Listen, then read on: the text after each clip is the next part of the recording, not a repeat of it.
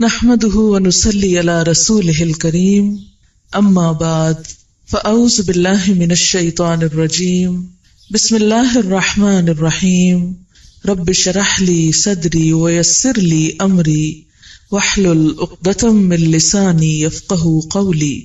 سورۃ الملک 29ویں پارے کی ابتدا ہوتی ہے تبارک الذی بیدہ الملک، بہت بابرکت ہے وہ جس کے ہاتھ میں کائنات کی بادشاہت ہے، وہو علی کل شیء قدیر، اور وہ ہر چیز پر پوری قدرت رکھتا ہے، طاقت رکھتا ہے۔ الذی خلق الموت والحیات، جس نے زندگی اور موت کو پیدا کیا۔ کیوں پیدا کیا؟ لیبلوکم، تاکہ وہ تم کو آزما کر دیکھے، تمہارا امتحان لے۔ کس بات کا امتحان؟ ایکم احسن عملا، کہ تم میں اچھے کام کرنے والا کون ہے، اور وہ غالب اور بخشنے والا ہے۔ جس نے 7 آسمان اوپر تلے بنائے، تو اے دیکھنے والے، اللہ رحمان کی پیدائش میں کوئی بے ضابطگی تم نہ پاؤ گے۔ دوبارہ نظریں ڈال کر دیکھو، کیا کوئی شگاف نظر آتا ہے؟ پھر دوہرا کر دیکھو، بار بار دیکھو، تمہاری نگاہ تھک کر نامراد پلٹ آئے گی۔ بے شک ہم نے آسمان دنیا کو چراغوں یعنی ستاروں سے آراستہ کیا، اور انہیں شیاطین کے مار بگانے کا ذریعہ بھی بنایا، اور شیطانوں کے لیے ہم نے دوزخ کا جلانے والا عذاب تیار کر دیا، اور اپنے رب کے ساتھ کفر کرنے والوں کے لیے جہنم کا عذاب ہے، اور وہ کیا ہی بری جگہ ہے۔ جب اس میں یہ ڈالے جائیں گے تو اس کی بڑے زور کی آواز سنیں گے، اور وہ جوش مار رہی ہوگی۔ قریب ہے کہ غصے کے مارے پھٹ جائے۔ جب بھی اس میں کوئی گروہ ڈالا جائے گا، اس سے جہنم کے داروغے پوچھیں گے، کیا تمہارے پاس کوئی ڈرانے والا نہیں آیا تھا؟ وہ جواب دیں گے، بے شک آیا تھا، لیکن ہم نے اسے جھٹلا دیا، اور ہم نے کہا کہ اللہ تعالیٰ نے کچھ بھی نازل نہیں کیا، تم بہت بڑی گمراہی میں ہو۔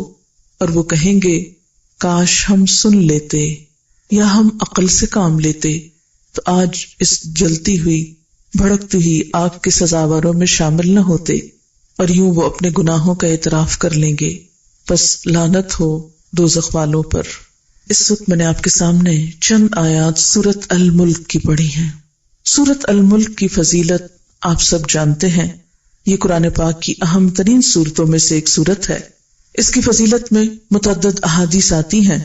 اس میں سے ایک حدیث ہے کہ نبی صلی اللہ علیہ وسلم نے فرمایا، اللہ کی کتاب میں ایک سورت ہے جس میں صرف 30 آیات ہیں، یہ آدمی کی سفارش کرے گی یہاں تک کہ اس کو بخش دیا جائے گا، یعنی جو شخص اس کو پڑھے گا اس کے لیے یہ سورت سفارشی بنے گی۔ اسی طرح ایک دوسری روایت میں ہے، قرآن مجید میں ایک سورت ہے جو اپنے پڑھنے والے کی طرف سے جھگڑا کرے گی حتیٰ کہ اسے جنت میں داخل کرائے گی۔ ایک اور روایت میں آتا ہے کہ نبی صلی اللہ علیہ وسلم رات کو سونے سے قبل سورۃ الف لام میم السجدہ اور سورہ ملک ضرور پڑھا کرتے تھے۔ اسی طرح ایک اور روایت میں آتا ہے کہ سورہ ملک عذاب قبر سے روکنے والی ہے، یعنی اس کا پڑھنے والا عذاب قبر سے محفوظ رہے گا۔ سوال یہ پیدا ہوتا ہے کہ آخر اس سورت میں کون سی ایسی بات ہے کہ جس کی وجہ سے، جس کے پڑھنے سے انسان کی بخشش ہوگی، اور وہ سورت انسان کے لیے جھگڑا کرے گی اور اسے جنت میں داخل کرائے گی؟ حالانکہ کلام تو سارا اللہ تعالیٰ کا ہے، سارا اسی نے اتارا، جبریل علیہ السلام لے کر آئے، محمد صلی اللہ علیہ وسلم پر اتارا گیا، تو پھر ایسا کیوں ہے کہ کچھ صورتوں کو بعض صورتوں پر معنی کے اعتبار سے یا ان کے جو تاثیر ہے اس کے اعتبار سے زیادہ فوقیت حاصل ہے؟ تو اس کی بنیادی وجہ یہ ہے کہ کچھ صورتوں کے اندر اتنا پر اثر اور اتنا جامع مضمون بیان کیا گیا ہے کہ واقعی اگر کوئی شخص اس کو سمجھ کر پڑھنے والا ہو تو ہو نہیں سکتا کہ اس کا عمل نہ بدلے، یعنی وہ انسان کی زندگی میں ایک ایسا زبردست رول پلے کرتی ہے کہ ان صورتوں کو روز پڑھنے والا، ان پہ غور و فکر کرنے والا کچھ نہ کچھ اپنے عمل میں ضرور تبدیلی کرتا ہے۔ اور جب انسان نیکی کے رستے پہ چل پڑتا ہے تو انسان ہونے کے ناطے چھوٹی موٹی خطائیں، کمزوریاں، کوتاہیاں جو ہم میں سے ہر ایک کے ساتھ ہیں وہ پھر اگنور کر دی جاتی ہیں۔ تو آئیے دیکھتے ہیں کہ اس صورت میں کیا بتایا گیا ہے۔ فرمایا تبارک الذی بیدہ الملک، بہت بابرکت ہے وہ ذات جس کے ہاتھ میں پوری بادشاہت ہے، یعنی اللہ تعالیٰ کا تعارف کروایا جا رہا ہے کہ اللہ تعالیٰ وہ ہستی ہے جس نے اس کائنات کو پیدا کیا، پھر وہ اس کو چلا بھی رہا ہے، اور اس کے سارے معاملات اس کے ہاتھ میں ہیں، ہر چیز اس کے اذن سے ہوتی ہے، پوری بادشاہت کا وہ مالک ہے، اور ایسا مالک کہ وَهُوَ عَلَى كُلِّ شَيْءٍ قدیر، وہ ہر چیز پر پوری قدرت بھی رکھتا ہے، ہر چیز پر اس کی طاقت بھی ہے۔ دنیا میں آپ نے دیکھا ہوگا کہ بہت سے لوگوں کو عہدہ تو مل جاتا ہے لیکن ان کے پاس کوئی خاص اتھارٹی نہیں ہوتی، عہدہ رکھتے ہوئے بھی بسا اوقات وہ بہت ہی مجبور اور بے کس ہوتے ہیں۔ دنیا کے کئی بادشاہ برائے نام بادشاہ ہوتے ہیں، ایک بادشاہ کا ٹائٹل ان کو مل جاتا ہے، لیکن عملی طور پر حکومت کے معاملات میں ان کا کوئی رول نہیں ہوتا یا کوئی عمل دخل نہیں ہوتا۔ لیکن اللہ تعالیٰ وہ بادشاہ حقیقی ہے کہ جس کے ہاتھ میں پوری کائنات کی نہ صرف یہ کہ بادشاہت ہے بلکہ وَهُوَ عَلَى كُلِّ شَيْءٍ قدیر، پورا اختیار بھی ہے، ہر چیز اس نے خود بنائی، ان چیزوں کا مالک حقیقی بھی وہی ہے، ان چیزوں کا انتظام کرنے والا بھی وہی ہے۔ اللہ تعالیٰ کے اس تعارف کے بعد فرمایا گیا الذی خلق الموت والحیات، یہ وہی ذات ہے جس نے موت اور زندگی کو بنایا ہے۔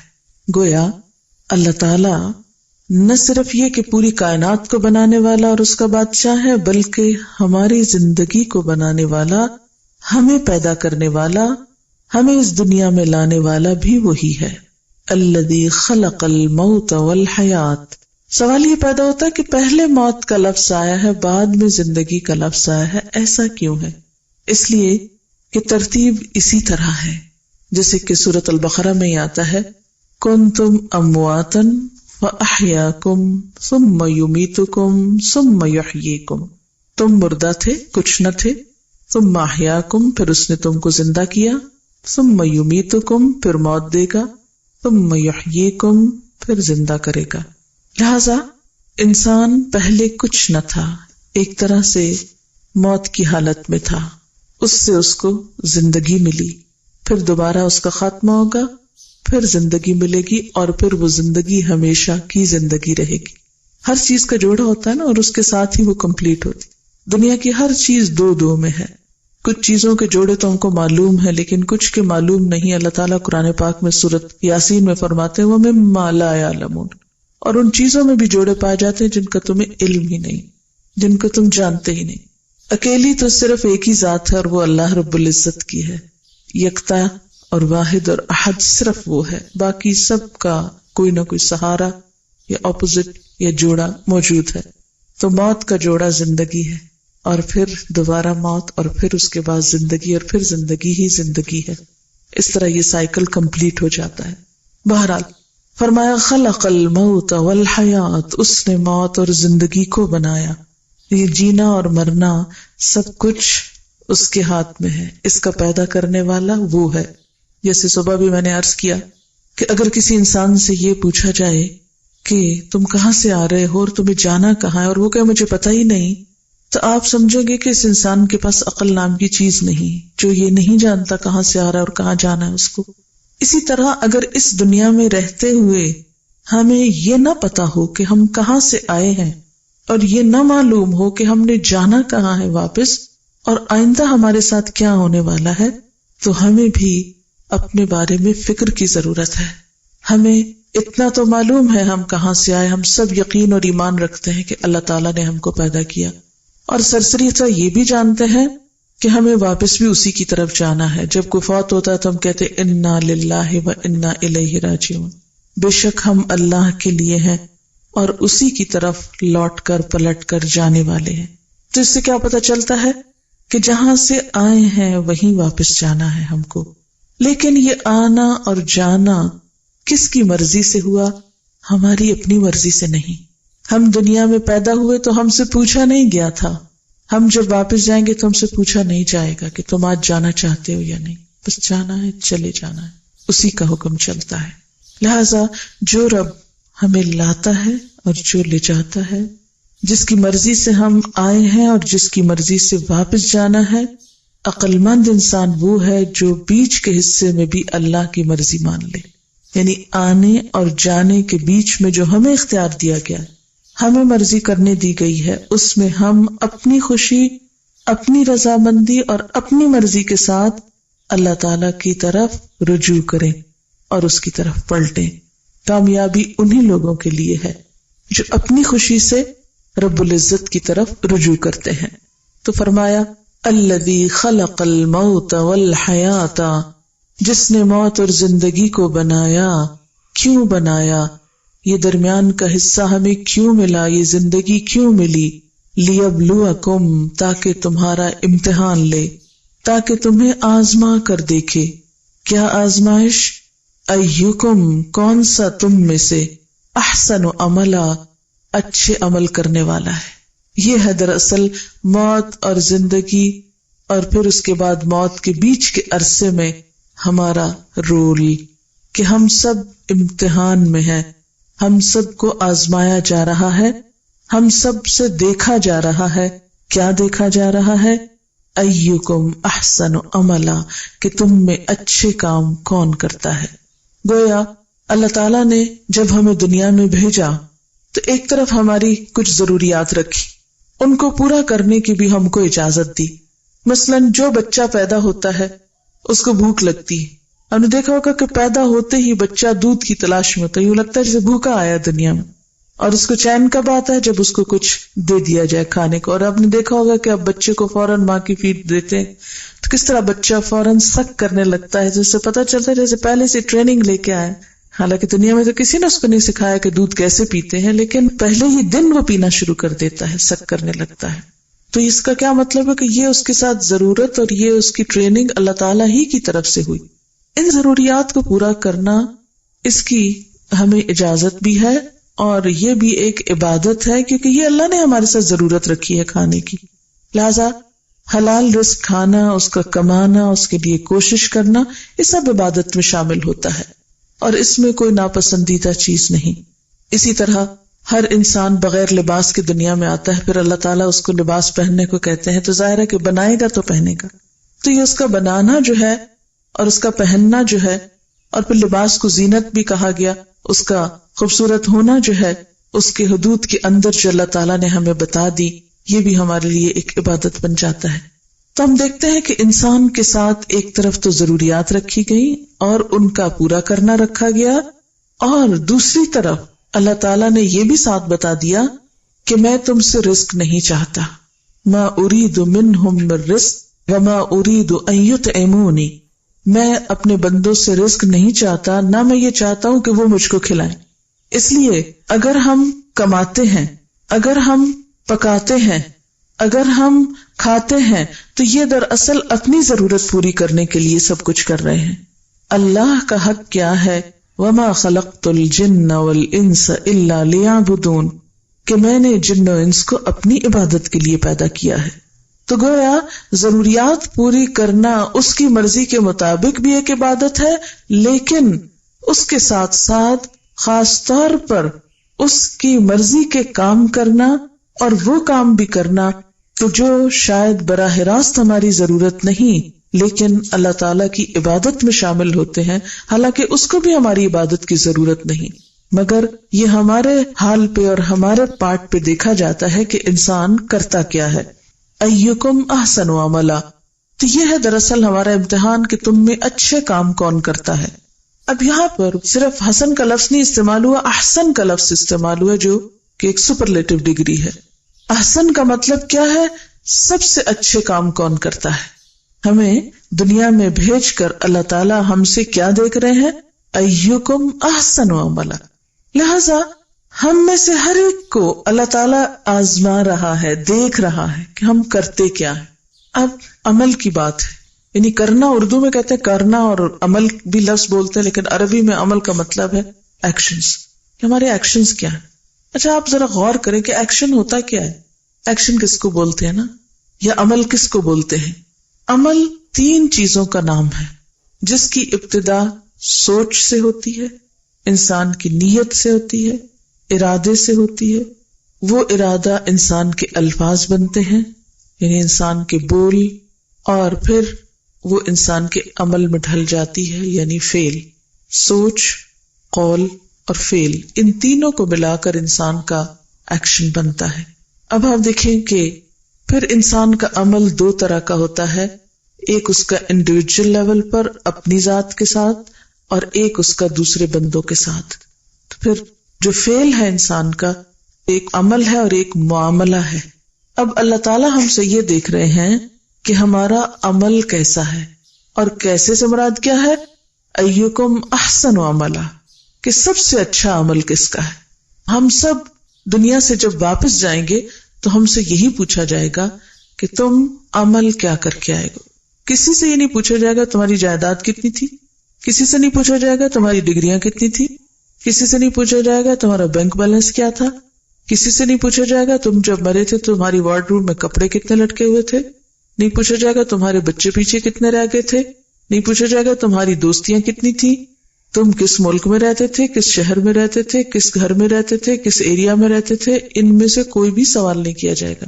سوال کیا کیا جائے گا؟ کر کے کیا لائے ہو، عمل کیا ہے پاس۔ یہ جو کچھ میں نے تمہیں دیا تھا، خواہ بچے تھے، علم تھا، گھر تھا، شوہر تھا، دوست تھے، اچھا رہن سہن تھا، یہ سب کچھ، یہ تو میری نعمتیں تھی تمہارے پاس۔ بتاؤ ان نعمتوں کو پا کر تم نے کیا کیا، کر کے کیا آئے۔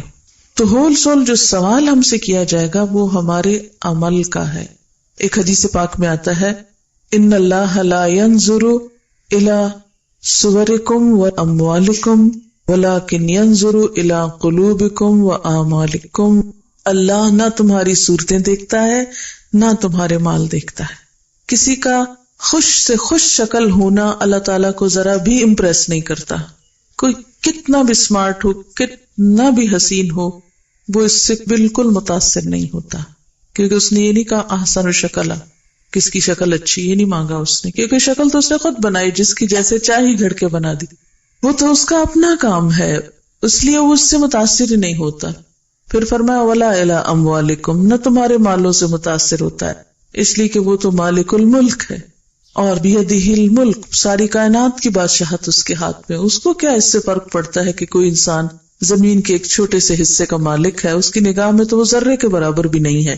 یہ وہ معیار ہیں جو ہم نے دنیا میں انسانوں کو پرکھنے کے رکھے ہوئے ہیں۔ جب ہم کسی سے امپریس ہوتے ہیں تو دیکھتے ہیں کہ اس کے پاس ڈگری کون سی ہے، تمہارا دل بیٹھنے لگتا ہے اچھا فلاں ڈگری ہے اس کے پاس، یا کسی کا گھر ایسا ہے تو ہم ایک دم متاثر ہو جاتے ہیں، یا کسی کا مال زیادہ ہے، یا بزنس بڑا ہے تو ہم اس سے ذرا دبنے لگتے ہیں کہ ہاں وہ ہم سے بڑا ہے، روب کھانے لگتے ہیں وغیرہ وغیرہ۔ لیکن اللہ تعالیٰ تو ان میں سے کسی بھی چیز سے متاثر نہیں ہوتے، سب اس کی اپنی دین ہے، اس کی اپنی تقسیم ہے۔ وہ کیا دیکھتے ہیں ہم سے؟ ایکم احسن عملا، کہ تم میں سے سب سے اچھے کام کس کے ہیں۔ اسی لیے ان اکرمکم عند اللہ اتقاکم، تم میں اللہ کے نزدیک سب سے زیادہ عزت والا وہ ہے جس کے اندر تقویٰ زیادہ ہے، جس کے اندر خدا کا خوف زیادہ ہے۔ اگر کسی کے دل میں خدا کا خوف نہیں تو وہ اللہ تعالیٰ کے نزدیک کچھ بھی وقت نہیں رکھتا، کوئی بھی اہمیت نہیں رکھتا۔ وَلَٰكِن يَنظُرُ إِلَىٰ قُلُوبِكُمْ، وہ تو تمہارے دلوں کو دیکھتا ہے، تمہارے دل کیسے ہیں، وَأَعْمَالِكُمْ، اور تمہارے اعمال کو دیکھتا ہے۔ تو پھر وہیں سے بات آ جاتی ہے کہ اعمال کس طرح بنتے ہیں۔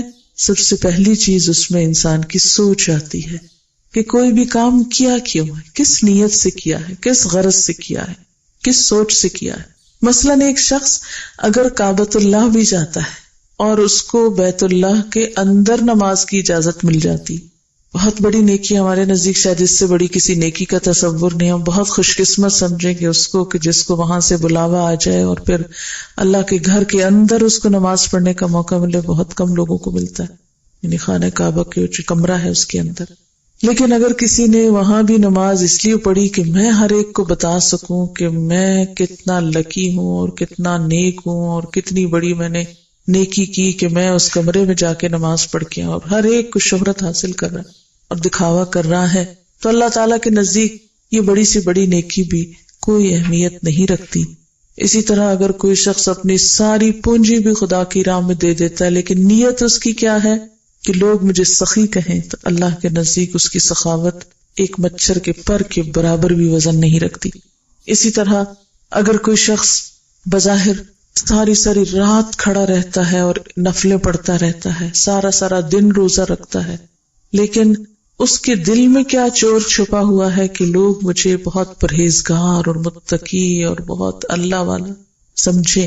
اللہ تعالیٰ کے نزدیک ایسی عبادت جو صرف لوگوں سے شہرت حاصل کرنے کے لیے اور انعام اور تعریف اور دنیا کے فائدے اٹھانے کے لیے ہو، وہ اس کے نزدیک کچھ بھی اہمیت نہیں رکھتی۔ اسی لیے نبی صلی اللہ علیہ وسلم نے نیت کی درستگی پر، نیت کی پاکیزگی پر بہت زیادہ زور دیا ہے، اور سیدھا سیدھا فرما دیا کہ انما الاعمال بالنیات، عمل کا دار و مدار انحصار تو نیت پر ہے۔ اگر نیت اچھی نہیں تو بڑے سے بڑی نیکی جو ہے اس کا کچھ فائدہ نہیں۔ اگر ہماری نیکی کا مقصد یہ ہے کہ ہم دوسروں کو دبا سکیں، دوسروں پہ روب جھاڑ سکیں، دوسروں کے مقابلے میں نمایاں ہو سکیں، دوسروں سے زیادہ امپورٹنس حاصل کر سکیں، لوگ ہماری تعریفیں کریں، تو اللہ تعالیٰ کے نزدیک ایسی کوئی چیز آخرت میں فائدہ نہ دے گی۔ مثلاً ایک حدیث میں آتا ہے، صحیح مسلم کی روایت ہے، جس میں ایک شخص کو قیامت کے دن لایا جائے گا اور اسے اللہ تعالیٰ اپنی نعمتیں یاد کرائیں گے، وہ نعمتوں کو اعتراف کرے گا، پھر اللہ تعالیٰ اس سے پوچھیں گے کہ تم نے یہ نعمتیں پا کر میرا کیا شکر ادا کیا؟ تو کہے گا کہ یا اللہ، جو تو نے مجھے مال دیا تھا وہ میں نے سارا تیرے رستے میں خرچ کیا۔ اللہ تعالیٰ فرمائیں گے کہ تو نے تو اس لیے خرچ کیا کہ لوگ تجھے سخی کہیں۔ پھر اس طرح ایک اور شخص کو لایا جائے گا جو بہت بڑا عالم ہوگا، اللہ تعالیٰ پوچھیں گے تم نے کیا کیا میری نعمتیں پا کر؟ تو کہے گا کہ یا اللہ، میں نے تیری کتاب کو بہت پڑھا ہے، بڑی تیری کتاب کی خدمت کی۔ تو اللہ تعالیٰ فرمائیں گے نہیں، تو نے تو یہ سب اس لیے کیا کہ لوگ تجھے قاری کہیں، لوگ تجھے عالم کہیں، تو مجھے دنیا میں مل گیا۔ اسی طرح ایک شہید کو لایا جائے گا، بلکہ سب سے پہلے شہید کا مقدمہ لایا جائے گا، تو اس سے اسی طرح پوچھا جائے گا، تو کہے گا کہ اللہ، میں نے تو تیرے راستے میں اپنی جان تک دے دی۔ اللہ تعالیٰ فرمائیں گے کہ نہیں، یہ شخص جھوٹ بولتا ہے، یہ تو سب کچھ اس لیے کر رہا تھا تاکہ لوگ اس کو کیا کہیں، شہید کہیں، اور میں تجھے دنیا میں صلہ مل گیا، لوگوں نے تجھے شہید کہہ دیا، دوسرے کو قاری کہہ دیا، تیسرے کو عالم کہہ دیا، چوتھے کو سخی کہہ دیا، اب میرے پاس تمہارے لیے کچھ بھی نہیں۔ اور پھر حکم ہوگا کہ لے جاؤ اور گھسیٹتے ہوئے سے اوندے منہ جہنم میں پھینکو، کیونکہ اس نے نیکی کا ایک ڈھونگ رچایا ہوا تھا، نیکی کا پرچار تھا، صرف دکھاوے کی نیکی، حقیقت میں اندر کچھ بھی نہیں تھا، اندر کھوکھلا تھا۔ آپ دیکھیں کہ مثلاً آپ ایک پھل خریدتے ہیں، بظاہر بہت خوبصورت نظر آتا ہے، لیکن آپ کھولتے ہیں تو اندر سے وہ جیسے کانا کہتے ہیں، یا وہ اندر سے کوئی ایسی چیز اس کو پھپھوندی لگی ہوئی ہے، تو آپ اس کو کھائیں گے، کیا کریں گے؟ سیدھے کا سیدھا اٹھا کے بن میں پھینکیں گے۔ اگر کوئی نٹ خریدتے ہیں اور اس کو توڑتے ہیں اور اندر سے کچھ نہیں نکلتا، تو آپ کیا کریں گے؟ اٹھا کے اس کو بن میں پھینکیں گے۔ کوئی بھی چیز جو اندر سے درست نہ ہو تو صرف ظاہر سے اس کا اچھا ہونا کوئی زیادہ فائدہ نہیں دیتا، لیکن چونکہ نیت کسی کو نظر نہیں آتی، اس لیے عام طور پر ہم سب لوگ اس کی طرف سے غافل رہتے ہیں، اور شیطان کا ٹھکانہ بھی وہی ہے، چونکہ نیت کی بنیاد دل میں ہوتی ہے نا، دل سے جنم لیتی ہے، اور شیطان مردود جو ہے ہمارا دشمن، وہ بھی وہیں بیٹھا ہوا ہے، وہ بھی اسی رستے سے اندر جاتا ہے۔ تو ادھر سے ہم اچھا خیال سوچتے ہیں، اسی لیے دیکھیں نا، سب سے زیادہ جنگ انسان کو اپنی نیت کے ساتھ کرنی پڑتی ہے، سب سے زیادہ مشکل مرحلہ یہی ہے۔ اب کھینچ تان کے ظاہری عبادتیں پھر بھی کر لیتے ہیں، لیکن وہاں اس کو پکڑنا اور اس کو ہاتھ ملانا اور اس کو کنٹرول کرنا اور بار بار اس کی باگیں کھینچنا، یہ سب سے مشکل ترین امتحان ہے انسان کی زندگی میں، کیونکہ غیر محسوس طریقے سے انسان پھسلنے لگتا ہے، ادھر ادھر ہونے لگتا ہے۔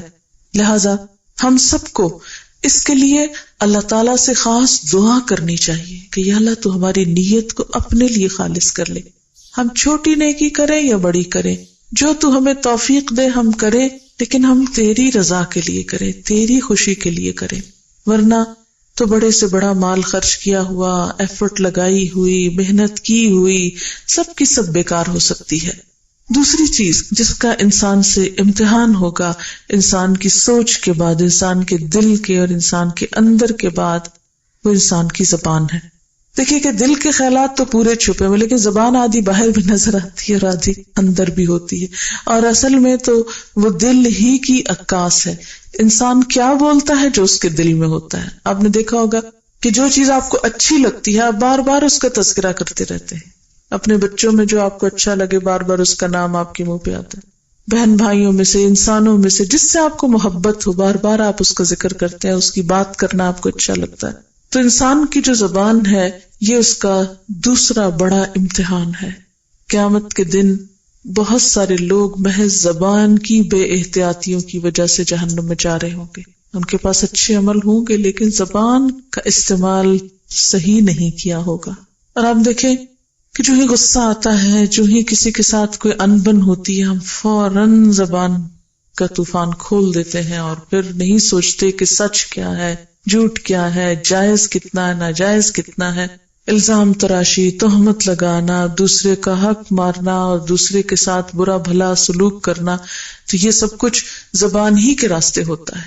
یعنی شاید ایک توپ کا گولہ اتنا نقصان دہ نہیں ہوتا یا ایک تلوار کا وار اتنا نقصان دہ نہیں ہوتا جتنا زبان کا غلط استعمال دوسروں کے دلوں کو چیر کے رکھ دیتا ہے، زخمی کر دیتا ہے، اور عرصے تک وہ زخم جو ہے وہ درست نہیں ہوتے. نبی صلی اللہ علیہ وسلم فرمائے کہ ایک شخص جنت والے عمل کرتا رہتا ہے اور جنت کے قریب ہو چکا ہوتا ہے کہ اپنی زبان سے ایک ایسا لفظ نکالتا ہے کہ جس کی وجہ سے وہ جہنم کی اتھاہ گہرائیوں میں جا پہنچتا ہے. یعنی گویا زبان کا غلط استعمال انسان کی عمر بھر کی کمائیوں کے لیے ڈائنامائٹ کی حیثیت رکھتا ہے کہ آپ بڑے سے بڑا ٹاور کھڑا کر لیں، نیکیوں کا پہاڑ کھڑا کر لیں، لیکن اس کو برباد کر لیں ایک غلط زبان کے جملے سے.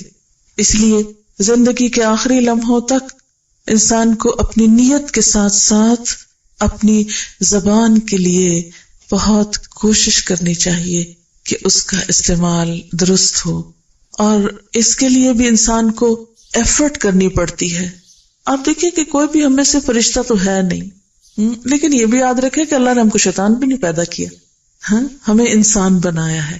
ہم میں سے جو کوشش کرے نیکی کی طرف تو وہ فرشتوں سے بھی آگے نکل سکتے ہیں، لیکن اگر انسان گرتا ہے تو پھر شیطان سے بھی بدتر ہو جاتا ہے، کیونکہ شیطان صرف رستہ دکھا دیتا ہے اور پھر ہم کر کے دکھا کے اس سے بھی آگے نکل جاتے ہیں.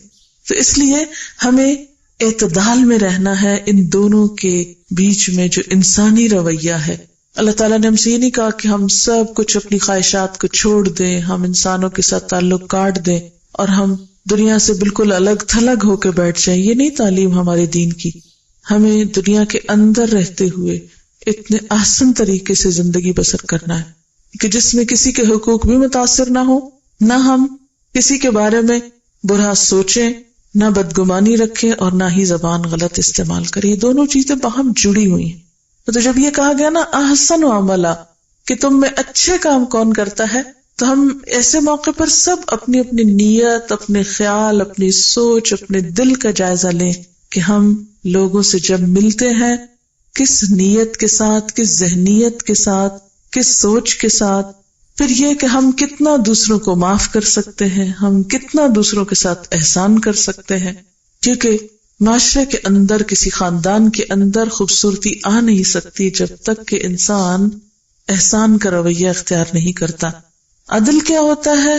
جیسا کوئی آپ کے ساتھ کرے ویسا ہی آپ اس کے ساتھ کر لیں، یعنی عدلے کا بدلہ جس کو بولا جاتا ہے. لیکن احسان کیا ہوتا ہے؟ کوئی آپ کے ساتھ برا کرے بھی تو آپ اس کے ساتھ جواباً اچھا کریں، کیونکہ احسان کا لفظ بھی حسن سے نکلا ہے. خوبصورتی اسی وقت آتی ہے جب انسان تھوڑی سی چیز کو کنٹرول کر کے اپنے آپ کو اچھے رستے پر قائم رکھتا ہے. تیسری چیز جب یہ کہے گی کہ ایکم احسن عملا، کہ تم میں سب سے اچھے کام کون کرتا ہے، تو اس میں پھر انسان کی ذاتی عبادات بھی آ جاتی ہیں اور انسان کے انسانوں کے ساتھ رویے بھی آ جاتے ہیں. ذاتی عبادات میں مثال کے طور پر نماز ہے، تو نماز کو صرف بس پڑھ نہیں ڈالنا کہ بس آیا ہے وقت اور بس اتار پھینکو، جلدی سے ختم کرو. نہیں، احسن عملہ میں کیا ہے کہ انسان اس کا رکوع اور سجدہ اچھی طرح کرے، دل لگا کر نماز پڑھے، اللہ تعالیٰ کی ملاقات سمجھتے ہوئے، اس کی عبادت سمجھتے ہوئے، اس کی طرف رجوع کرتے ہوئے، خشوع خضوع کرتے ہوئے. جب تک یہ کیفیت نہ ہو نماز احسن نہیں بنتی. اسی طرح اگر انسان اللہ کی راہ میں زکوٰۃ دیتا ہے، صدقہ خیرات کرتا ہے، تو اس میں بھی کیا ہو کہ انسان احسن طریقے سے اسے دینے والا ہو، دل کی خوشی کے ساتھ، نہ کہ دل کی تنگی کے ساتھ. اور اس میں بھی انسان صرف ردی اور بچا کھچا اور توڑ توڑ کے دینے والا نہ ہو. بعض لوگ کیا کرتے ہیں، زکوٰۃ دیتے ہیں لیکن ساری اکٹھی نہیں نکالتے، سال بھر توڑ توڑ کے کوئی اس کو دیا اس کو دیا اس کو دیا، اپنا بجٹ نہیں خراب کرتے، دوسروں کی ضرورت کو پورا صحیح طور پر نہیں کرتے. تو زکوٰۃ کا جب ٹائم آ جاتا تو پھر ہمیں حق نہیں پہنچتا کہ اس پیسے کو ہم اپنے ہی مال میں شامل کیے رکھیں. اس کا فرض کیا ہے کہ بس یہ ہمارا رہا ہی نہیں، اب یہ دوسروں کا ہو چکا ہے، اس کو ادھر نہ رکھیں، اس کو نکال کے دے دیں جو دینا ہے. بعض لوگ پھر پوچھتے ہیں کہ اچھا کئی غریبوں کو سال بھر دینا پڑتا ہے تو پھر کیا کریں؟ تو اس میں یہ ہے کہ ان ایڈوانس آپ دیتے رہیں، لیکن جب ٹائم آ جائے، لمٹ آ جائے تو اس کے آگے پھر اس کو اپنے پاس مت رکھیں.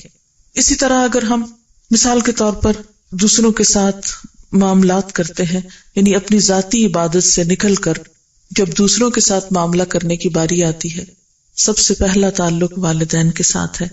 قرآن پاک میں ہمیں کیا کہا گیا کہ انشکر لی ولوالدیک، میرا شکر ادا کرو اور اپنے والدین کا کرو.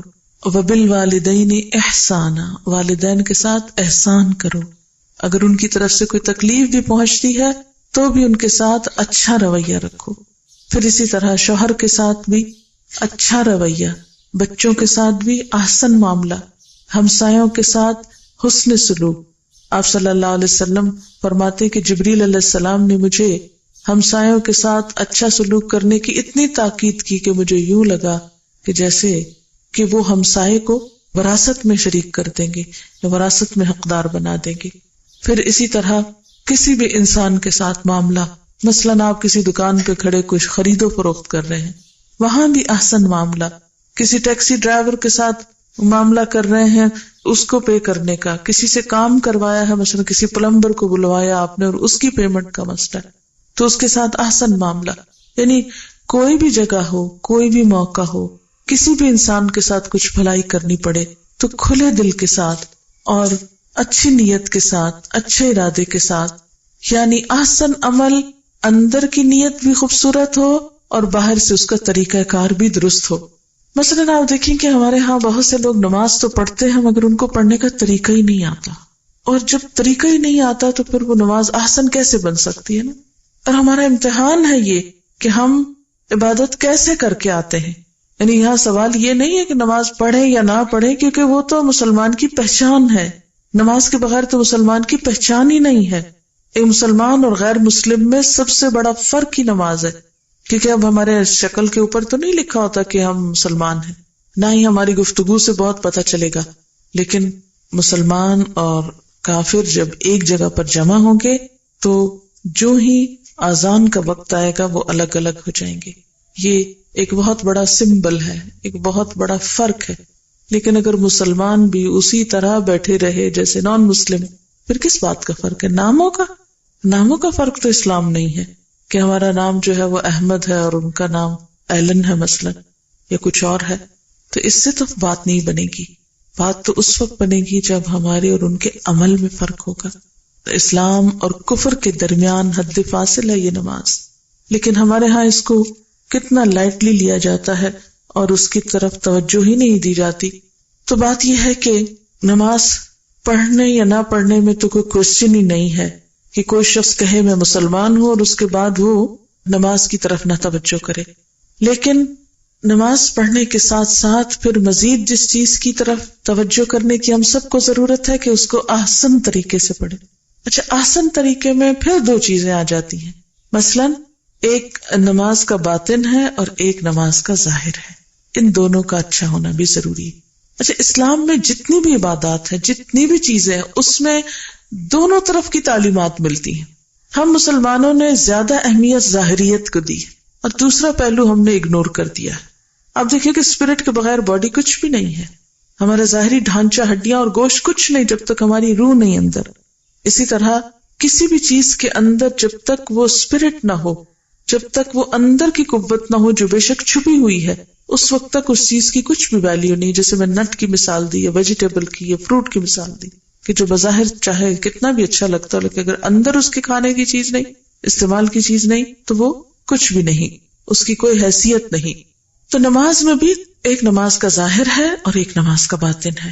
ان دونوں کا ہی اچھا ہونا ضروری ہے. ہم مسلمانوں نے فرق کیسے کیا کہ جب کسی کو یہ بات بتائی جاتی ہے کہ ظاہر کا کچھ اہتمام کرو، مثلاً یہ کہ پراپرلی ڈریسڈ اپ ہو تو پھر نماز پڑھو، تو وہ کہتے نہیں ہماری نیت بہت اچھی ہے، ہمارا اندر بہت اچھا ہے، اور یہ عذر کر کے وہ جو ظاہر کے طور طریقے ان کو چھوڑ دیتے. جو لوگ ظاہر کی بہت پابندی کرتے ہیں بسا اوقات وہ اس بات سے غافل ہوتے ہیں کہ ان کی نماز کا خشوع و خضوع کیا ہے. اسلام کیا کہتا ہے؟ دونوں طرف رکھو، یہی بیلنس ہے اور یہی اعتدال کی راہ ہے، اور اسی چیز کا نام حسن ہے. اچھا ہم لوگوں کا حال کیا ہے؟ جب ہم دنیا کی طرف نکلتے ہیں تو ہم دین کو بالکل بھول جاتے ہیں، اس کو کہتے ہیں یہ اتنا نیسیسری نہیں. اچھا پھر کیا ہوتا ہے کہ ہم دین کی طرف نکلے تو دنیا سے بالکل ہی غافل ہو گئے. یعنی ہم مسلمانوں کو معلوم نہیں کیا مشکل ہے کہ ہم ایکسٹریمسٹ لوگ ہیں، ایک طرف پڑھتے ہیں تو بس اسی طرف نکل جاتے ہیں، دوسری طرف اگر اللہ کے حقوق ادا کرنے لگے تو بندوں کو بالکل بھول گئے، اور اگر بندوں کی خدمت کرنے لگے تو خدا کو فراموش کر دیا. حالانکہ ہمارا امتحان کے ٹیسٹ کیا ہے؟ ٹیسٹ یہی ہے کہ دونوں چیزوں کے درمیان ایک بیلنس رہے. اسی لیے اسلام میں یہ پسندیدہ نہیں کہ کوئی شادی نہ کرے. مثلا کرسچینٹی میں ہو سکتا ہے کہ یہ بہت بڑا کسی کے لیے میرٹ ہو کہ اس نے شادی نہیں کی اور ساری زندگی خدا کے نام پہ وقف کر دی، لیکن اسلام میں یہ کوئی میرٹ نہیں ہے. اسلام میں یہ کوئی نیکی نہیں ہے کہ ایک شخص اپنی ازدواجی زندگی کو چھوڑ کر یہ کہے کہ میں ساری زندگی اپنے آپ کو اللہ کے نام پہ وقف کرتا ہوں. نبی صلی اللہ علیہ وسلم نے کیا فرمایا؟ نکاح میری سنت ہے، جو میری سنت سے منہ موڑے گا اس کا مجھ سے کوئی تعلق نہیں ہے. نکاح عبادت ہے، شادی کرنا ایک نیکی کا کام ہے، کیونکہ وہ انسان کو حرام رستوں اور حرام چیزوں سے بچنے کی قوت دیتا ہے. بہرحال تو بات میں کر رہی تھی نماز کی ظاہر اور باطن پر. تو نماز کا ظاہر کیا ہے کہ انسان کا لباس پاک ہو اور لباس درست ہو، اس کا سطر ڈھکا ہوا ہو، پھر جگہ پاک ہو جس جگہ پر وہ نماز پڑھ رہا ہے، پھر وہ وقت درست ہو، پھر اس کا رخ قبلے کی طرف ہو. اسی طرح اس کے لباس پر کوئی ایسی چیز نہ ہو جس سے نماز میں خلل آئے. نماز کا باطن کیا ہے کہ انسان کے اندر خشوع و خضوع ہو، جیسے قرآن پاک میں آتا ہے قد افلح المؤمنون الذین هم فی صلاتهم خاشعون. یقیناً فلاح پا گئے وہ مومن جو اپنی نمازوں میں خشوع و خضوع اختیار کرتے ہیں. یعنی خشوع کا مطلب کیا ہوتا ہے؟ دب جانا، یعنی نماز کے اندر بندگی کا احساس پیدا ہونا. اچھا بہت سے لوگ یہ کہتے رہتے ہیں کیا کریں نماز میں بڑے خیالات آ جاتے ہیں. کوئی شخص اس سے پاک نہیں، یہ ماننے کی بات ہی نہیں کہ کوئی کہے کہ مجھے نماز میں کوئی خیال نہیں آتا. میں نے آج تک نہیں دیکھا کوئی شخص جو یہ کہتا ہو کہ مجھے نماز میں کوئی خیال نہیں آتا. کیوں؟ اس لیے کہ ہمارا دماغ کے طریقہ ہی کچھ ایسا ہے کہ آپ سو بھی رہے ہو نا تو بھی آپ کا دماغ کام کرتا ہے. کہا نماز کی تو بات ہی الگ ہے، اگر آپ سو بھی جائیں تو آپ کو خواب آتے رہتے ہیں، کچھ نہ کچھ خیال آتے رہتے ہیں. وہ فنکشنل ہوتا ہے، کچھ نہ کچھ. وہ مثلا سوتے ہوئے بچے کو دیکھیں آپ، یا کسی بھی انسان کو دیکھیں سوتے ہوئے، کبھی وہ سائڈ لے رہا ہوتا ہے. اگر آپ کسی سے پوچھے رات میں تم نے کتنی دفعہ سائڈ بدلی، اس کو نہیں یاد ہوگا. تو اب یہ اگر دماغ کام ہی نہ کرے تو یہ مسلز اور یہ جسم موو بھی نہیں کر سکتا. تو بہرحال جو دماغ سوتے ہوئے بھی کام کرتا ہے اور اپنا کام جاری رکھتا ہے سوچنے کا یا ہلنے جلنے کا، تو وہ دماغ کیسے ممکن ہے کہ نماز کی حالت میں اسٹل سائلنٹ اور بالکل بے نیاز ہو جائے؟ جس چیز سے منع کیا گیا وہ یہ کہ جان بوجھ کے انسان کو ایسے خیال نہیں دل میں لانے چاہیے. اگر ایسے برے خیال آ رہے ہیں تو اس کے لیے نبی صلی اللہ علیہ وسلم نے کیا بتایا کہ بائیں طرف دل کے طرف رخ کر کے تھتکار 2-3 مرتبہ اور اعوذ باللہ من الشیطان الرجیم پڑھو. ایک صحابی کو آپ نے یہ طریقہ بتایا تھا تو ان کے وہ وسوسے جو نماز کی حالت میں ہوتے تھے وہ چلے گئے. کیونکہ بعض اوقات شیطان عبادت کے موقع پر بہت پیچھے پڑ جاتا ہے. مثلا آپ وضو کرتے ہیں تو وہ پیچھے پڑ جاتا ہے، اس کا نام بلحان ہے، وہ بار بار وسوسے ڈالتا ہے، تمہارا وضو ہی نہیں ہوا. کیوں؟ اس لیے کہ وضو میں شک رہے گا تو پھر نماز بھی ٹھیک نہیں ہوگی، اس کی خشوع نہیں آئے گا. اسی طرح جب نماز میں خشوع نہیں آئے گا تو پڑھ کے بھی اس کو مزہ نہیں آئے گا، بے چینی رہے گی. جب بے چینی ہوگی کچھ دن بعد پڑھنا ہی چھوڑ دے گا. اور چونکہ شیطان نے خود سجدے سے انکار کیا تھا، لہٰذا وہ انسان کے لیے بھی کیا چاہتا ہے کہ یہ سجدے سے انکار ہی کرے. اور سب سے پہلا کام جو ہم سے کراتا وہ یہ ہے کہ نماز سے بددلی کروا کے انسان کو دور کر دے. بہرحال اب آپ دیکھیں کہ اگر ہم نے نماز میں یہ دونوں چیزیں برقرار نہ رکھی تو پھر نماز کیا ہے؟ محض ایک ایکسرسائز ہو جاتی ہے یا خانہ پوری والی بات ہو جاتی ہے، احسن عمل نہیں بنتی. تو ہمیں اس چیز کی کوشش کرنی ہے کہ ہر کام کے اندر حسن، خوبصورتی، جیسے ہم دنیا کے کام کرتے ہیں نا، تو ہم عام طور پہ کہتے ہیں میں بہت پرفیکشنسٹ ہوں، میں جو کام کرتی ہوں بس اس میں پرفیکشن مجھے اچھی لگتی ہے. ہم کھانا پکاتے ہیں تو اس میں بہت پرفیکشن کا خیال رکھتے ہیں، گھروں کو ڈیکوریٹ کرتے ہیں، اپنے لباس کو، اپنے آپ کو، ہر چیز میں ہم پرفیکشنسٹ کہلانا پسند کرتے ہیں. لیکن جو ہی دین کا معاملہ آتا ہے تو تھوڑے سے تھوڑے پہ ہم کہتے ہیں بس کافی، اس میں پرفیکشن کی ضرورت نہیں. حالانکہ اس کے بدلے میں جنت ملے گی. ہم دنیا میں ہم پرفیکشنسٹ ہو بھی گئے تو زیادہ سے زیادہ کیا انعام مل جائے گا ہم کو. اس میں ٹھیک ہے، اس کو بھی اچھے طریقے سے نبھانا چاہیے. یہ نہیں کہا اسلام نے کہ تم دنیا میں بے وقوف نظر آؤ یا اپنے آپ سے غافل ہو جاؤ یا تم سادھو بن جاؤ یا کنگھی کرنا چھوڑ دو یا تم بال نہ سنوارو. آپ کو یاد ہوگا کہ ایک صحابی جب آئے اور ان کے بال الجھے ہوئے تھے تو آپ نے کیا کہا؟ جاؤ کنگھی ہے تمہارے پاس، جاؤ کنگھی کر کے آؤ. آپ صلی اللہ علیہ وسلم صفائی کا ایک بہترین نمونہ تھے. صفائی کو ایمان کا حصہ بنا دیا گیا کہ یہ ایمان کا حصہ. مومن ہی نہیں ہو سکتے اگر صاف ستھرے نہیں رہو گے، تو اس سے آگے اور کیا ہو سکتا ہے؟ پھر باقی کیا بچا؟ تو ہمارا امتحان کیا ہے؟ ایکم احسن عملا، تم میں سب سے اچھے کام کون کرتا ہے. اچھا، یہ احسن عمل جو ہے نا، یہ ایکسٹریمسٹ ہونا نہیں ہے، کام میں خوبصورتی پیدا کرنا ہے. ایسی نماز کہ جو اللہ تعالیٰ کو پسند آ جائے، ایسا وضو جو اس کو پسند آ جائے. اور یہ سب کچھ کس طرح ہوتا ہے؟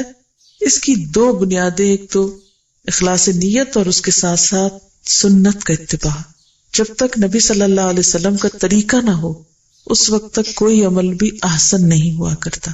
یعنی احسن کا معیار ہماری عقل نہیں قائم کرے گی، ورنہ تو ہر شخص کا معیار فرق ہو جائے گا نا. اچھا، آج ہمارے ہاں کنفیوژن کیوں ہے مسلمانوں کے اندر؟ یعنی ہر شخص ایک عجیب ڈائلیما میں نظر آتا ہے، کیونکہ مثلاً آپ کسی سے کچھ سنتے ہیں، کسی سے کچھ سنتے ہیں، ایک اسکالر آتا ہے ایک کہہ جاتا ہے، دوسرا آتا ہے کچھ اور کہہ جاتا ہے، پھر آپ سوچتے ہیں پتہ نہیں کس نے صحیح کہا تھا اور کس نے غلط کہا تھا، ہمیں کیا کرنا چاہیے. یہ کنفیوژن کیوں ہوتے ہیں؟ یہ اس وجہ سے ہوتے ہیں کہ ہم بسا اوقات بغیر دلیل کے لوگوں کی بات مانتے چلے جاتے ہیں. ہمارا معیار یا ہمارا کرائیٹیریا کوئی انسان نہیں ہونے چاہیے، ہمارا معیار اللہ تعالیٰ کی کتاب اور اس کے رسول صلی اللہ علیہ وسلم کی سنت ہونا چاہیے. زندگی کا کوئی کام ایسا نہیں کہ جو نبی صلی اللہ علیہ وسلم نے نہ کیا. لیکن افسوس یہ کہ جیسے قرآن پاک کا معاملہ تو عام طور پر یہ ہوتا ہے کہ ہم رمضان میں جیسے پڑھ لیتے ہیں، تراویح میں سن لیتے ہیں، ترجمہ بھی پڑھ لیتے ہیں، تفسیر بھی کچھ نہ کچھ پڑھ لیتے ہیں، درس وغیرہ ہو جاتے ہیں. لیکن نبی صلی اللہ علیہ وسلم کی سیرت کے بارے میں، آپ کے سنت کے بارے میں، آپ کے طرز زندگی کے بارے میں، طرز عمل کے بارے میں عام طور پر ہم اتنی توجہ نہیں کرتے، اس کو اتنی اہمیت نہیں دیتے. یہی وجہ ہے کہ جب ہر شخص اپنی عقل کے مطابق دین کو لیتا ہے، اپنی خواہش کے مطابق لینے لگتا ہے، اپنی مرضی کے مطابق انٹرپریٹ کرنے لگتا ہے، تو پھر کنفیوژنز پیدا ہونے لگتے ہیں، پھر ایک کشاکش پیدا ہونے لگتی ہے. لہٰذا کوئی بھی چیز جب ہم کو کرنا ہو، کوئی بھی کام جب ہمیں کرنا ہو، تو ہمیں زیادہ سے زیادہ یہ دیکھنا چاہیے کہ کیا اللہ کے رسول صلی اللہ علیہ وسلم نے کیا. مثلاً یہ صورت ہی جب میں نے اس کی فضیلت بتائی تو آپ کا حق ہے کہ آپ مجھ سے پوچھیں کہ جی آپ کہہ رہی ہیں کہ یہ اس کے پڑھنے والے کو عذاب قبر سے محفوظ رکھا جاتا تھا، یہ کس نے کہا ہے؟ میری تو کوئی اتھارٹی نہیں کہ میں آپ کو ایسی کوئی بات سنا دوں، یہ اللہ کے رسول صلی اللہ علیہ وسلم ہی کی اتھارٹی ہے. اچھا، اسی طرح ہم دیکھتے ہیں کہ بہت سے لوگ حج کرنے کے جاتے ہیں لیکن ان کو پتہ ہی نہیں ہوتا حج کیا کرنا ہے. وہ جیسے لوگ کر رہے ہوتے ہیں اور ایک کنفیوژن میں جاتے ہیں، کنفیوژن میں واپس لوٹ آتے ہیں. حج کر کے آپ کو کہتے ہیں، وہ اصل میں کئی لوگوں کو پوچھتی ہوں کہ دوسرا حج کیوں کر رہے ہو؟ کہتے ہیں وہ جو پہلے کیا تھا نا اس وقت تو سمجھ ہی نہیں تھی کہ کیا کرنا ہے، آپ ذرا دوسرا تسلی سے کرنے کے لیے جا رہے ہیں، آسن کی کیٹیگری میں کرنے کے لیے جا رہے ہیں. تو اب ہر شخص کو تو موقع نہیں مل سکتا کہ 2 دفعہ حج کرے یا 2 دفعہ ایک کام کرے. تو اس لیے بہتر کیا ہے کہ جو کام آپ کرنے لگے اس کے بارے میں جان لیں، اس کے بارے میں معلوم کر لیں. اپنی زندگی کا، اپنے وقت کا مینجمنٹ اس طرح کریں، تقسیم اس طرح کریں کہ اپنے کھانے پینے کے لیے، خریدنے کے لیے، اوڑھنے پہننے کے لیے، رشتہ داروں دوستوں کے لیے، کمائی کرنے کے لیے بھی وقت ہو، اور اس کے ساتھ ساتھ ان سارے کاموں کی لسٹ میں ایک لازمی کام دین سیکھنے کا بھی ہو. کیونکہ احسن عمل اس وقت تک نہیں ہو سکتا جب تک ہم اس کو صحیح طور پر سیکھیں گے نہیں.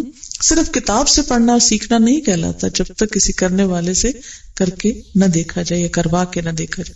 مثلا کوئی ریسیپی جب آپ کسی کتاب سے دیکھ کے اس کو تیار کرتے ہیں، اس کے ساتھ تصویریں دی ہوئی ہوتی ہیں، میئرمنٹس دیے ہوئے ہوتے ہیں، سب کچھ ہوتا ہے، لیکن وہ ٹیسٹ نہیں آتا یا وہ کانفیڈنس نہیں آتا جتنا کہ آپ کسی بنانے والے کو بناتے ہوئے دیکھ کر بنا لیتے ہیں. مثلاً اگر آپ اپنی بچیوں کو یہاں پر روٹی بنانے کا طریقہ لکھ کر بتائیں یا زبانی سمجھائیں کہ آٹا لے کر اس میں اتنا پانی ڈالتے ہیں، یوں گوندتے ہیں، یوں پیڑا بنتا ہے، یوں روٹی باریک ہوتی، یوں بیلنے پہ گول ہوتی ہے، پھر اتنی ہیٹ میں جو ہے وہ چولہا جلایا جاتا ہے، پھر اس کے اوپر پکائی جاتی ہے، پھر یوں پلٹی جاتی، یوں پھلائی جاتی، یوں اتاری جاتی ہے.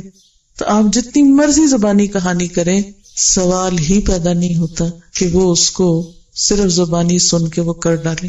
کیا ہوگا؟ ہو سکتا ہے آٹا بہت سخت رکھتے ہیں، ہو سکتا ہے بہت پتلا کر دیں، ہو سکتا ہے پیڑا صحیح نہ بنے اس کو بال بنا کے رکھتے ہیں، ہو سکتا ہے کہ بیلنا نہ آئے، ہو سکتا ہے کہ توا ٹھنڈے پہ ڈال دیں اور وہ چمٹ جائے، ہو سکتا ہے کہ تیز آگ ہو اور وہ جل جائے، اور ہو سکتا ہے کہ وہ کچی کچی پلٹاتے رہیں جس سے کوئی سائڈ بھی صحیح نہ پکے. تو یہ آپ نے اگر سکھائی ہے چپاتی بنانا تو آپ نے کیسے سکھائی نا؟ ایک ایک سٹیپ کر کے دکھایا. اسی طرح نبی صلی اللہ علیہ وسلم نے ایک ایک کام کر کے دکھایا اور پھر وہ ایک ایک ڈیٹیل اس کی محفوظ ہے. اور ہمیں بھی اس طریقے کو جاننے کی ضرورت ہے اور استاد کی ضرورت ہوتی ہے کہ جس سے ہم مختلف چیزوں کا طریقہ سیکھ لیں. دیکھیں، دنیاوی تعلیم کے لیے اسکول، کالجز، یونیورسٹیز کیوں بنی ہیں؟ کیا مقصد ہے ان کے بننے کا؟ گھر میں بیٹھ کے کیوں نہیں ڈاکٹر بن جاتے؟ گھر بیٹھ کر آپ کیوں نہیں کوئی بھی سبجیکٹ پڑھ لیتے؟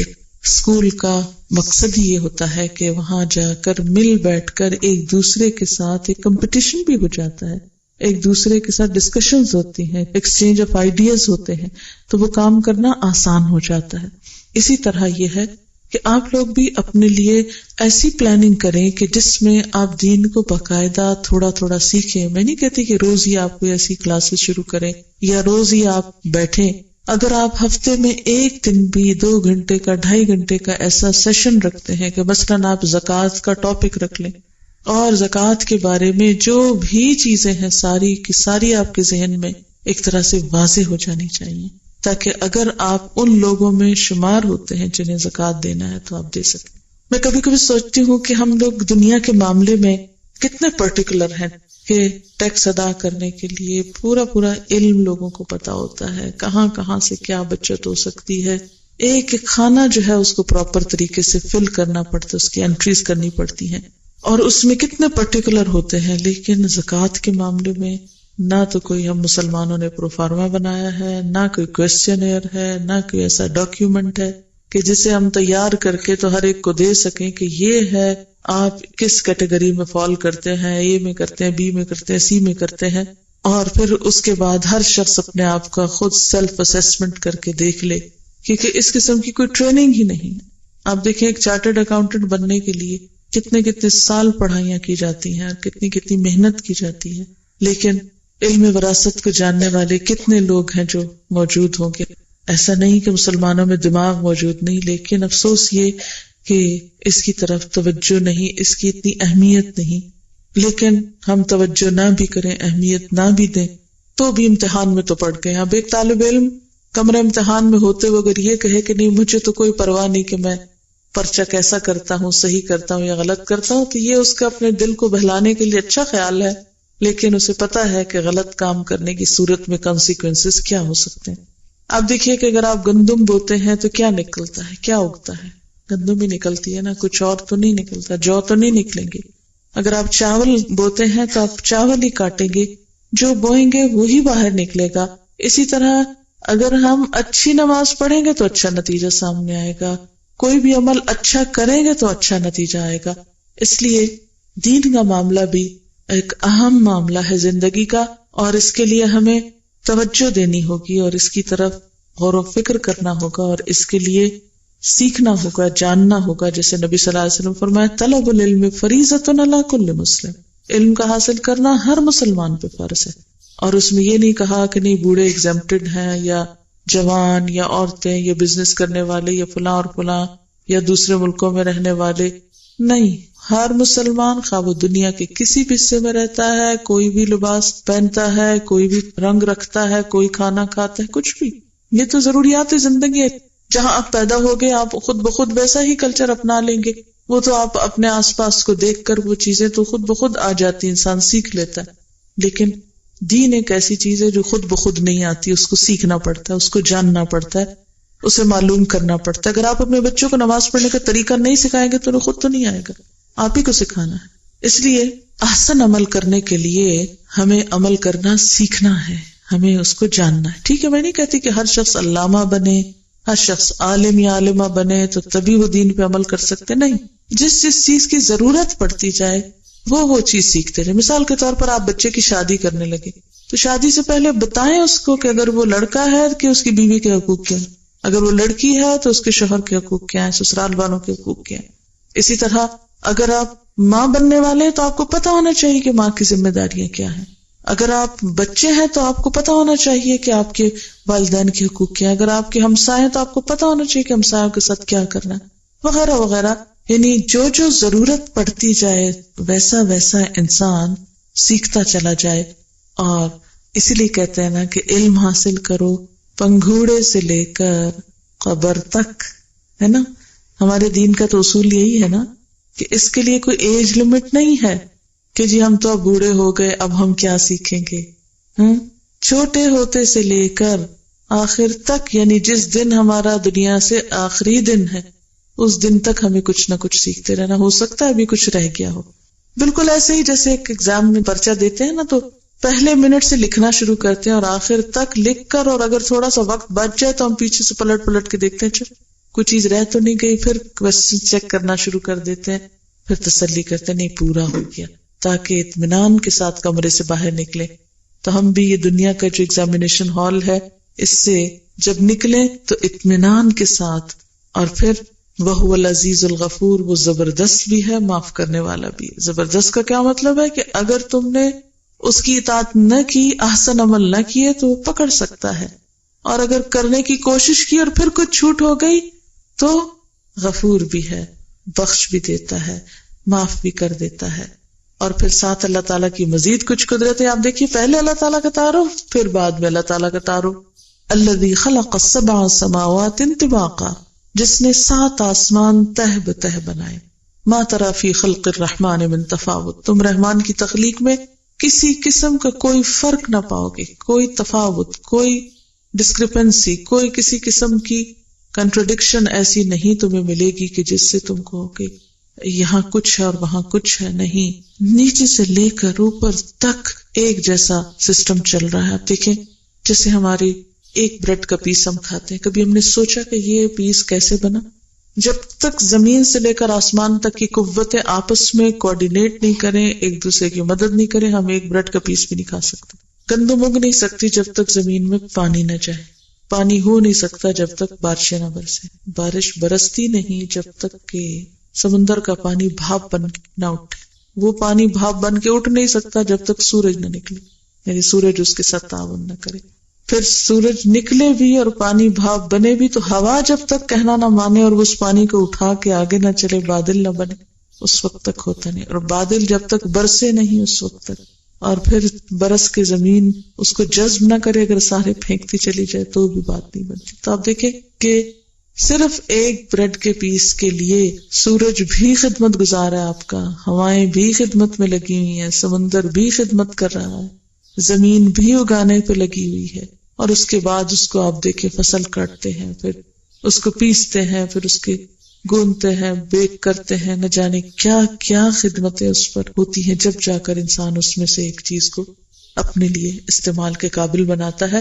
تو اگر آپ دیکھیں کہ اس میں سے کوئی ایک چیز بھی اپنی جگہ سے ہل جائے اور وہ کوآپریٹ نہیں کرے تو انسان کچھ بھی کرنے کے لائق نہ ہو. اسی لیے اللہ تعالیٰ فرماتے ثم ارجع البصر، پھر بے شک نگاہ دوڑا کے دیکھو، مرتین، بار بار دیکھو، ینقلب الیک البصر خاسئا وہو حسیر، تمہاری نگاہ تھک کر تمہاری طرف واپس آ جائے گی اور وہ کوئی بھی اللہ تعالیٰ کی تخلیق کے اندر عیب یا نقص نہیں ڈھونڈ سکتی. اسی رب نے تمہیں احسن عمل کرنے کو کہا ہے، اس کو تم دھوکہ نہیں دے سکتے، اس کو تم بھلوا نہیں سکتے، اس سے کہیں بھاگ نہیں سکتے کہ تم بے ایمانی کر کے دھوکہ کر کے اس کو نہیں اللہ تعالیٰ یہ تو ایسے ہی تھا، یہ تو بھول کے ہو گیا تھا، اور یہ میری نیت نہیں تھی، اور یہ میری مرضی نہیں تھی. جیسے ہم انسانوں کو ٹال مٹول کرتے ہیں، اللہ تعالیٰ کو ایسے ٹال مٹول نہیں کر سکیں. پھر اللہ تعالیٰ آسمان پہ ستاروں کی بات کرتے کہ دیکھو وہ ذات کون ہے جس نے بغیر کسی سہارے کے ان ستاروں کو وہاں تھام رکھا ہے، اور وہ آسمان کے لیے خوبصورتی کی چیزیں، ستارے ٹکے ہوئے ہوتے ہیں، اور شیطانوں کو بھی اس سے مار پکایا جاتا ہے. اور پھر ساتھ ہی بتا دیا کہ کافروں کے لیے، بات نہ ماننے والوں کے لیے دوزخ کا عذاب ہے. جب اس میں ڈالے جائیں گے تو اس کے دھاڑنے کی ہولناک آواز سنیں گے، آگ کا شور سنیں گے، اور وہ جوش کھا رہی ہوگی، غصے سے پھٹ رہی ہوگی کہ یہ اب اللہ کے نافرمان، انہوں نے اللہ کی نافرمانی کیوں کی، آئیں اور میں ان کی خبر لوں. اور پھر ساتھ ہی فرمایا کہ جب کوئی جہنم میں گروہ ڈالا جائے گا تو جہنم کے جو ذمہ دار ہیں وہ پوچھیں گے تمہارے پاس کوئی ڈرانے والا نہیں ہے، تمہیں کسی نے کچھ نہیں بتایا تھا، تم بے خبر رہے. قالو، وہ کہیں گے تو تھا لیکن ہم نے کہا اللہ نے کچھ نہیں اتارا، یہ سب مولویوں کی اپنی بنائی ہوئی باتیں ہیں. اور اس وقت کہیں گے لو کننا نسمع، کاش ہم سن لیتے، سنتے تو صحیح. آج آپ دیکھیں ہم پہ سننا بھی بھاری ہو گیا، حالانکہ سننا سب سے آسان کام ہے. آپ بیٹھے رہیں، لیٹے رہیں، آپ کہیں بھی ہو تو آپ سن سکتے ہیں، لیکن سب سے آسان کام بھی ہم کرنے کو تیار نہیں. دین کے معاملے میں ہم بہت کچھ سنتے رہتے ہیں لیکن دین کی بات سننے کے لیے بھی ہمارے پاس وقت نہیں. تو آپ دیکھیں کہ جب انسان سنتا ہی نہیں تو پھر ہدایت کے راستے تو نہیں کھلتے نا. فائدہ تو اسی کو ہوتا ہے جو ایٹ لیسٹ سنے. لو کننا نسمع او نعقل، کاش ہم سنتے یا عقل سے کام لیتے، کچھ ہوش میں آتے، اپنا فائدہ نقصان پہچانتے.